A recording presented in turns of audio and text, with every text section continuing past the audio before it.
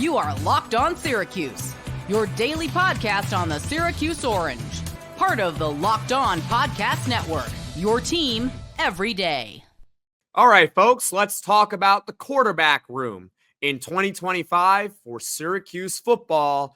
Now that Rickie Collins is transferring from LSU to the Orange, according to Syracuse.com's Brent Axe.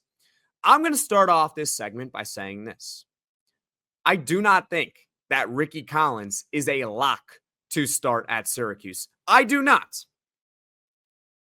He's got extremely limited playing time, and while, he was once a former top prospect, there's no guarantee that he's ever going to live up to that.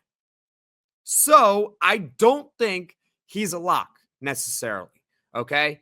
Like I said with Kyle McCord came here with a ton of pedigree last season. He was a lock to start. You knew he was starting. There was no competition.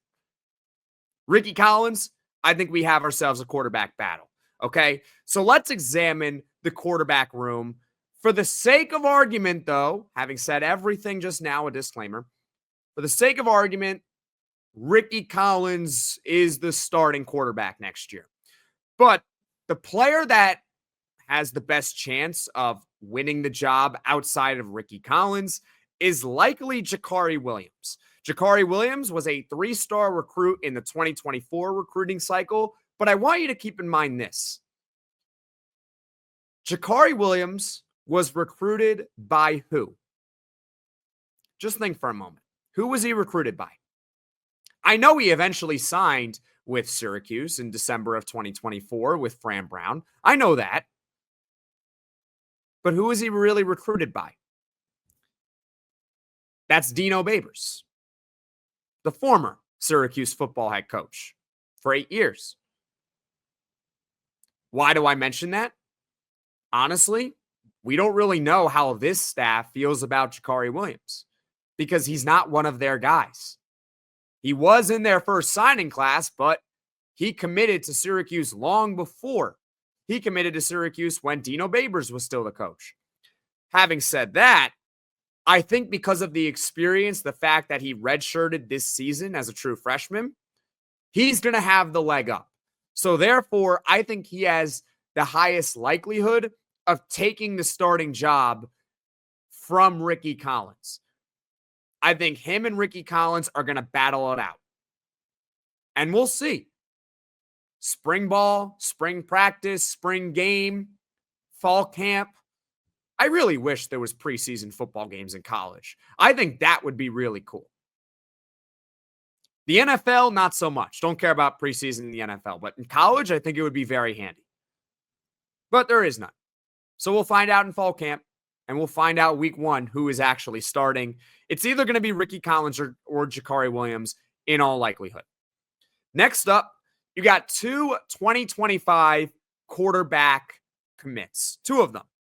And as of right now, it's impossible to say who is going to be the quarterback 3 and who's going to be the quarterback 4, or if one of those guys actually has an outside chance of playing games next season. Let's talk about the guy who I think has more hype right now. That's Luke Carney, a 3-star Texas recruit. He's 6'2", 205 pounds. He can throw and he can run. I don't think his scouting report really says that he's a dual threat quarterback, but if you just look at his high school numbers, you know that he can throw and you know that he can run. He put up video game numbers in high school. And when I had on Brian Smith is a Locked On recruiting expert. He dedicates his whole life to football recruiting. He absolutely loves it. He is a guru, one of the best in the business. He called Carney a possible gem. And I'll paraphrase what he said to me about Luke Carney. And that's that if he went to a different school in Texas, he would probably be a much higher rated recruit than he is. I said he's a 3-star because that's what he actually is rated. But from what Brian told me and what Brian told you guys on the podcast way back in the summer, Luke Carney could very well be a very good quarterback for a long time. So he certainly got more hype. So I think that's why people by default put him as that next guy. And we'll see what happens. Then you got Rich Belin, the other 2025 quarterback commit. He's 6 foot. He's 190 pounds. He's from New York. And I believe he's more of a dual threat than Carney, according to the scouting reports. With him, don't have too much. I don't have that same insight like I do with Luke Carney. So we'll see with a guy like Rich Belin. I don't think Carney or Belin are going to see the field next season. I think both those guys are going to use next year to redshirt, and then we'll see what happens next offseason. It's really fascinating because Rickie Collins has 3 years of eligibility remaining. If he does well next year as the starter and he comes back, what's going to happen to the other 3 quarterbacks on the roster? I don't know. It's likely that someone would transfer out, but if Rickie Collins is truly the answer, then why should we care, right? So that's the quarterback room. You got Rickie Collins and Jakhari Williams.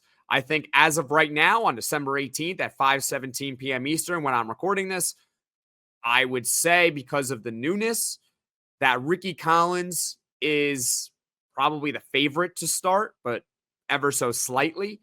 Right above Jakhari Williams, and then Luke Carney and Rich Belin, the true freshman entering next year. I think they're going to be the quarterback 3 and 4. Leave your thoughts in the comments section below. Who do you want starting for Syracuse next year? You want Rickie Collins from LSU, who they just got?